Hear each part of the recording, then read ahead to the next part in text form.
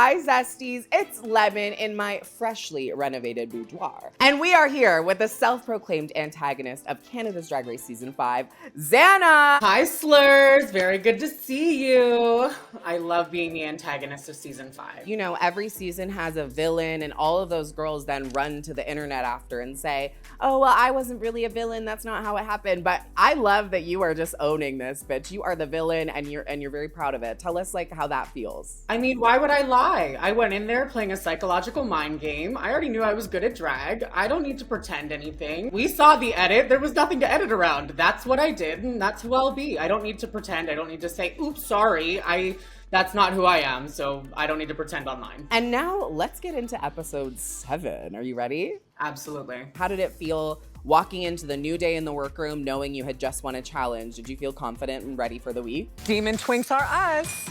Walking into the workroom, even though I knew I won, it didn't feel like I had. And up until the point that they were like, okay, you officially won, you have money, I was like, maybe they're gonna take this away. Maybe this is a huge joke, because honestly, Snatch Game was bad, and I thought maybe like, no winners, we're just lying. So you look around, brand new day in the workroom, and there's only 5 bitches in the room. How does that make you feel? Your top 6. And then there was one table. The door's getting smaller, Jack. Could have been bottom 5. But it felt really good being there with like the people who are potentially going to be in the finale. So me being almost one of them, I felt very, very confident going into this next week, just coming off of that win and kind of seeing what we could do with that, so. Yes, and then there's a quick drag mini challenge, which I always love seeing this because there are some girls who you can just tell paint quickly and they know what they're doing. And when they get into quick drag, they actually still look good. You walked in to be Brooklyn's assistant with a full beard of shaving cream, and I absolutely loved that. I thought we were doing this over the internet, so I thought I had a little bit more time to get ready. How did it feel being Brooke's assistant even for a minute? For this one, I'm gonna be silly. I'm gonna be very camp. So I was like, oh, I'm late for the interview. I didn't have time to shave. I just had the shaving cream on. So I really wanted to weave in the story and get that gig. Honestly, I think it's a blessing that I didn't get the Brooklyn assistant gig. I feel like that's a hard job, so I'm glad I didn't get it. Did your heart sink when they told you had to make a look for Brooklyn? You will be designing a look for moi that I will be modeling on the main stage. Oh. As soon as we found out that challenge, I was like, this is fierce. This is like, we have finally achieved the CUNT status of what this season's going to be, because it's innovative. It was reinventing what we could do, and it's the first time it's ever happened. So I was eager to get in that workroom and start sewing for her. I feel like if I was there, I would have thrown up. Like, that is so scary to me. I mean, you saw episode 1 of this entire franchise. I lip synced for a sewing challenge. So to put it on Brooklyn, I would have been scared. But then I have to say, her walking the runway, she looks so good in everything you guys made. Do you feel like it was that you guys all just ate this week, or do you think Brooke just made all the designs look really good? Seeing my look up there with everybody else on that side of the camera, I was like, okay, yeah, I was in the bottom. But watching Brooklyn walk down that runway was an experience. Like, we as a group of girls, we never get to see it. It's always in the other room, and we always see her behind the desk. But watching that woman work on stage was like mind-blowing. And you know who else is that girl? Is Miss Suki Doll. She came in and gave you guys a little bit of help through the sewing challenge. And I know that you've worked with her before. How did it feel having like a friend come into the workroom? So let's just try the waist adjustment here. Pull it up a bit on your side. It felt good because I had paid her for my promo look already at that point. So I thought I was getting all the good help, because I don't know if all those other girls who had worked with her had paid yet. So I was like, oh, she's giving me the goods here. Put it on yourself, and try to walk in it. If it works, then it should work on her also. Suki is professional. She knows exactly what to do in any kind of situation with sewing, especially when it's hard. Especially for me, I wanted to challenge myself. I wanted to do something different because I kind of at that point knew what everybody else was going to be doing, and I wanted to take a different, newer direction. Whether that was a good choice for me or not, that's for the fans to decide.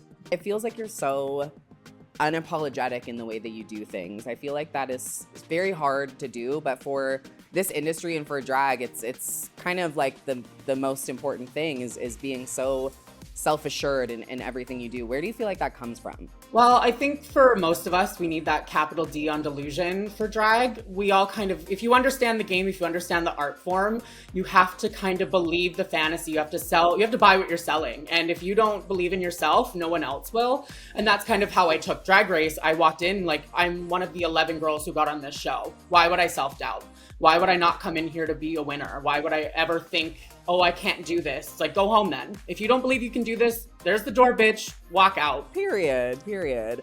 Then we get towards the runway, and the runway category is wardrobe malfunction. Walk us through your jet-setting eleganza. You know when you shop vintage and you're not a vintage woman and you put your modern day body into it and it's like, oh, it doesn't fit, and you're like, oh crap, it's all broken. That's what I kind of wanted to go with, like the bullet bra poking out of the suit jacket, the oops, I bent over and split my back, I've been so exposed. And then we had the Devil Wore Custom. What was it like seeing Brooke in your dress? I got butterflies. That was the moment that I was like, oop, we did that. I wanted to dress her how I would want to see Brooklyn, which leg out, exposed back, because she's got a phenomenal body and like, why cover it up? I just chose materials that unfortunately did cover her up. And you know what? That's on God. You have dominated the runway all season, Miss Dominatrix, and I feel like I have loved seeing what Xana is going to come out in every single week.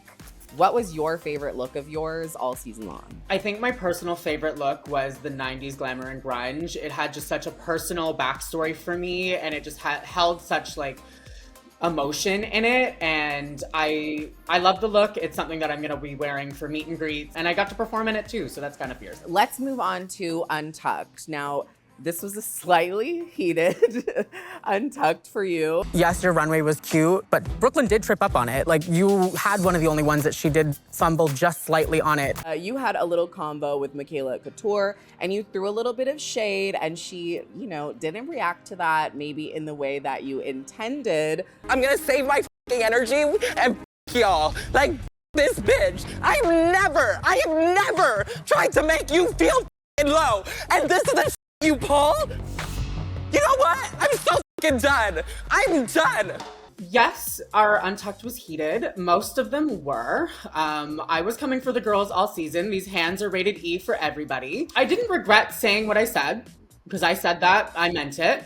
I regretted not being able to resolve the situation. But at this point in time, Michaela and I are on perfect terms. She is my sister. I love her. She's a beautiful woman, and we talk every week. We just did New Year's together. We watched this specific viewing party together.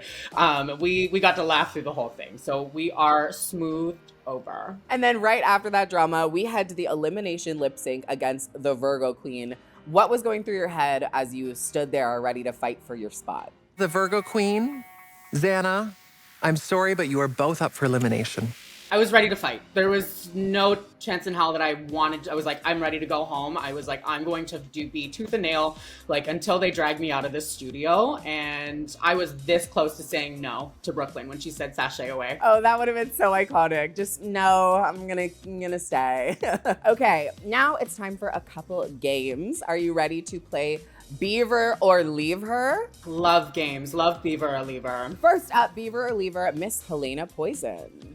Beaver. It was cute. It had a concept. She scalped herself, and I think that's hot. That was definitely my favorite part of it. Dedication. Miss Minnie Wang. Beaver. It was executed so well, and when it covered up her face, I was like, she's never looked better. Next up, Miss Virgo Queen. Beaver. Honestly, the look was fierce. When she put that on, I was like, and that's gonna come home with me. Thank you so much. Next up, Miss Perla, giving Drunken Couture. Perla has an eye for fashion, and her perspective on what she does is something that I aspire to and I admire. It's a full Beaver for me. She just she knows exactly what she wants and she executes it perfectly. So it's a Beaver.